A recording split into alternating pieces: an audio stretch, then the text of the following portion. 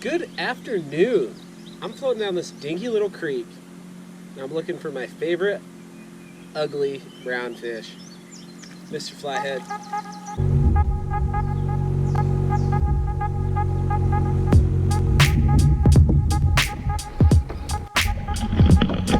Get out of there.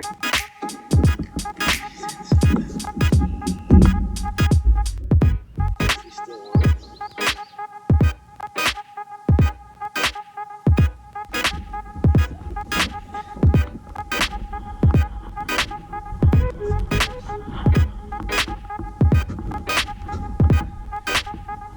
Yeah, oh.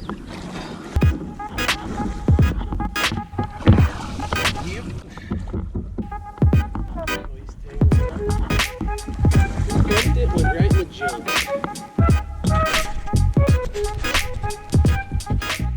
Well, that was pretty exciting.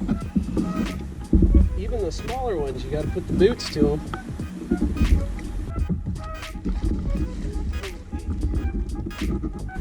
I thought you were substantially larger than this. I can land them without getting this hooking pan. Oh yeah. About 5 minutes. Shaking. These fish get me so freaking excited. Yeah, not a monster, but pretty nice one. They're all nice, in my opinion. But I'm kind of biased. They're kind of my favorite. So, first flathead of the trip, 5 minutes in. They're here, they're hungry, it don't take long.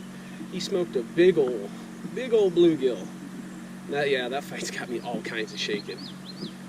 I just can't help myself, they're so cool. This one's such a cool color too. Alrighty dude, thanks for the tussle.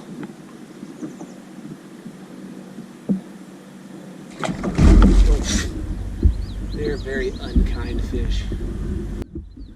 Probably part of the reason I like them. Now the odds of there being another one in there are pretty slim to none, but there could be another one set up over there. So I'm thinking, I'll drop a bait down there just in case for 5 minutes, and then if I don't get anything, I'm going to move over to the next part of the snag, drop one straight down, and try that for about 10 minutes. So even though, like I said, it don't take long if you put a bait close to them, but if it's not close to them, sometimes move it 1 or 2 feet closer, and then that gets them to go. Well, this should be entertaining if I somehow miraculously get a bite. It's root wad over here. But we're gonna try. I'll walk out on those logs if I have to. Another one of those. No idea how I'm gonna get them out. We're gonna try. If I get lucky now.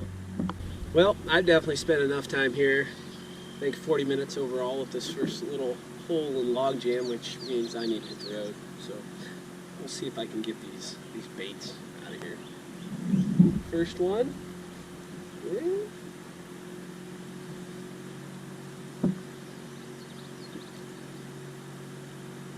Oh, I see my sinker. Hey, got it. I like to call that veteran move. Oh, got him. On the road again. You won't ever hear me say I'm like an award-winning cook. But my French fries, I'm pretty proud of those. I mean, floating down the river, obviously, I didn't bring my microwave. But I'm eating them cold. They're still pretty good. Pretty proud. Recipe in the description. A few things to keep in mind when it comes to flathead fishing. I genuinely had the worst year of flathead fishing last year that I've ever had, other than the first year I ever tried to catch them. And the reason behind that, at least the only one that I can come up with, is that I constantly tried new stuff. And that's something I always do, I fish a lot of the same locations, but I'm always trying different spots, or different spots within the spot. And if you don't do that, you're going to run into a lull. You're going to hit a point where what used to work doesn't work, because rivers are dynamic. They constantly change. Yes, I had a crappy season last year. The fish that I caught, I was pretty fortunate, and most of them were small, except for like 1 or 2.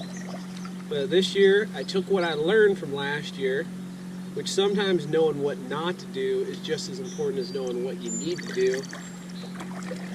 And I'm applying it, and I'm catching more fish. So, flatheads, they're, you know, I've said it a million times, they're muskies with whiskers. There's not that many of them, and they don't always eat, and if they ain't hungry, there's nothing you can put down right in front of them. They're not going to eat it. So basically, just keep trying new stuff. Don't get discouraged if it doesn't work, because, you know, sometimes it doesn't work. Sometimes you do everything right, it's not going to work. But flatheads, they're tough, they're a challenge. They get big and fight hard. You put all those things together, and that's why I love them. If you're one of them guys who's struggling, don't sweat it. Just keep working and learning. And that's all I got to say about that. I'm going through rapids. So there's a bunch of timber where I'm at. There's a little divot down there where it's a little deeper than the rest of it. Some people get worked up over how deep you should fish for flatheads, or any fish really. And in my experience, it's all relative, you know, like where you're gonna spend most of your day in the most comfortable water. And if you're on a river where 20 foot of water ain't available, well, they're not going to be in 20 foot, so that's not the magic number. It's all relative. So, you know, if your average hole's 3-4 feet, and then your deeper ones are 5 to 10, it's probably where flathead's going to be. Not always, though, especially in June. Like, they pop up in weird places. But when you're on the road, traveling around like they are, you know, you get tired, you stop. Well, this is a nice root wad, I think I'll just stay here. So it's not a bad idea to check low percentage areas, you know, but they are just that, low percentage areas. But so anyway, I'm probably going to get moving, because Mr. Flathead was here. He would have smushed it before that guy got to it. And then you reel your bait up, and this is what you find. Yeah, he's toasted. Assuming it's a channel cat, because you can kind of see where he came in and grabbed the back end and scraped down, but it wasn't big enough to fit it all in its mouth. It's unfortunate. I don't mind channel cats. Just like it when they're big. Wonder if those turkey buzzards are a bad omen. Like, they think I'm gonna die or something. I suppose if I keep running rapids, the odds of it happening increase significantly. Good old dozen buzzards. You never know what you'll see. Spend enough time outside to see some cool stuff. Like a 50-pound flathead. That would be pretty cool. I like the looks of this spot, but it's not that deep. I'm going to investigate the log jam a little bit more.